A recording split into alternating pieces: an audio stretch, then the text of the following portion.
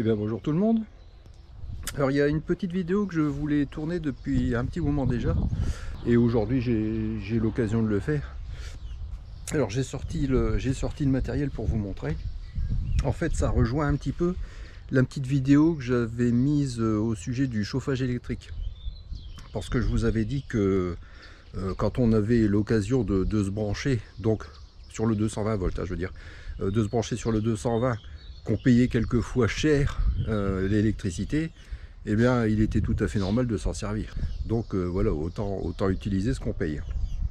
Donc ce que je voulais vous montrer, c'est le nécessaire pour cuisiner, parce qu'en fait j'ai encore vu la dernière fois, hein, je veux dire sur 10 campeurs, vous en avez 8 qui se servent d'un petit ou de plusieurs réchauds à gaz. Donc c'est dommage parce que ils sont branchés sur le 220 et en fait ils payent l'électricité et en plus ils consomment leur gaz. Donc double peine, hein, comme je dis à chaque fois, puisque ils payent deux fois. Alors moi, ce dont je me sers, je vais vous montrer ça tout de suite. Alors il n'est pas très beau parce qu'il est très vieux, mais c'est d'un petit four, vous voyez. Alors si je prends la taille de ma main, hein, vous voyez, sachez que du bout du pouce jusqu'au bout du petit doigt, ça fait 21 cm. Donc c'est un petit four qui est, je sais plus quel âge il a. Alors c'est pas celui-là que je prends, hein, j'en ai un autre dans le camping-car, mais c'est pour vous montrer un petit peu la taille qui peut être utile. Je dirais pour deux personnes, c'est largement suffisant. Ça sert à réchauffer, ça sert à cuire et ça prend très peu de place. Donc ça c'est pour le petit four. J'ai, comment vous pouvez appeler ça, une petite sauteuse, hein, en fait, voilà. Bon là c'est le câble électrique, vous voyez, ça se retire. Vous pouvez la remplir d'eau, vous pouvez la remplir de tout ce que vous voulez, que ce soit pour faire cuire des pâtes, du riz, pour faire même des desserts, puisqu'ils appellent ça, voilà, c'est du 12 en 1, hein, et ils montrent quelques exemples de cuisson. Alors ça n'est pas la Cookéo, hein, parce que la Cookéo, bon, c'est vrai que ça a peut-être des avantages, mais c'est très cher pour ce que c'est. Ça j'avais payé sur une soixantaine d'euros, et je l'emmène partout à partir du moment où je pars en vacances.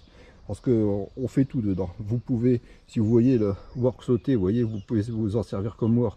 C'est-à-dire que vous pouvez faire sauter de la viande, par exemple. Vous pouvez faire, vous voyez, vous avez riz, céréales, risotto, réchauffé, mijoté, soupe vapeur. Vous pouvez faire des yaourts, four, dessert. Enfin, c'est vraiment un appareil multifonction. Ça ne fait que 750 watts. Donc aucun souci au niveau de l'ampérage.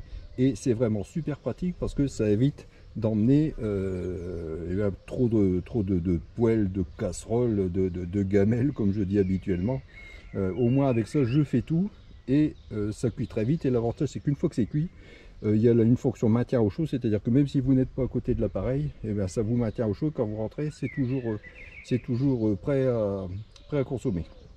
Et la dernière chose, plutôt que de, c'est ce que je vous disais en entrée en matière, plutôt que de me servir de gaz, j'ai ça, une petite plaque vitrocéramique. Alors là c'est pareil, hein, vous voyez, par rapport à la largeur de la main, hein, alors évidemment si vous n'en avez qu'une, vous ne pouvez mettre qu'une casserole ou qu'une poêle, mais de toute façon si vous avez ça à côté, c'est largement suffisant. Si vous êtes pour deux, hein, c'est largement suffisant. Faites-moi confiance que vous ne mourrez pas de faim en ayant ces trois appareils là. Voilà, donc c'est encore une vidéo très courte, hein, comme habituellement, mais c'est pour vous montrer là aussi, ça pourrait paraître anodin, mais j'ai encore 2 voire 3 personnes la dernière fois que j'ai fait du camping qui sont venus à mon emplacement pour prendre en photo et la vitrocéramique et l'espèce de petite sauteuse, parce que apparemment ils ne connaissaient pas. Donc bon voilà, je me suis dit ça n'est pas connu de tout le monde, donc je vais pas dire qu'une petite vidéo s'impose, mais bon, je vais faire d'une pierre deux coups, ça renseignera les gens en même temps. Donc voilà, c'est tout pour aujourd'hui. Qu'est-ce que je pourrais ajouter d'autre? Ah oui, ce que j'ai oublié de préciser, c'est que je vous ai parlé, donc ça fait 750 watts. Le four, c'est pareil, il dépasse pas 750 watts. Et au niveau de la plaque vitrocéramique, alors là, bon, quand si ça vous intéresse, quand vous allez l'acheter, regardez quand même les zones de puissance. Mais de toute façon, vous avez tout le temps le réglage de la température, bien évidemment, mais aussi, comme je viens de dire, les zones de puissance. C'est-à-dire que ça part par exemple de 200, 300, 400, 500 watts. De toute manière, avec le petit bouquin qui est vendu avec, vous le verrez. Et vous savez, si par exemple, si vous n'avez que 6 ampères, vous pourrez voir jusqu'à quelle hauteur de puissance vous pouvez monter pour ne pas faire disjoncter. Donc, aucun souci. Évidemment, vous ne pourrez pas brancher plusieurs appareils en même temps, hein, si vous n'avez que 6 ampères. Mais je vous garantis que c'est vraiment très très utile.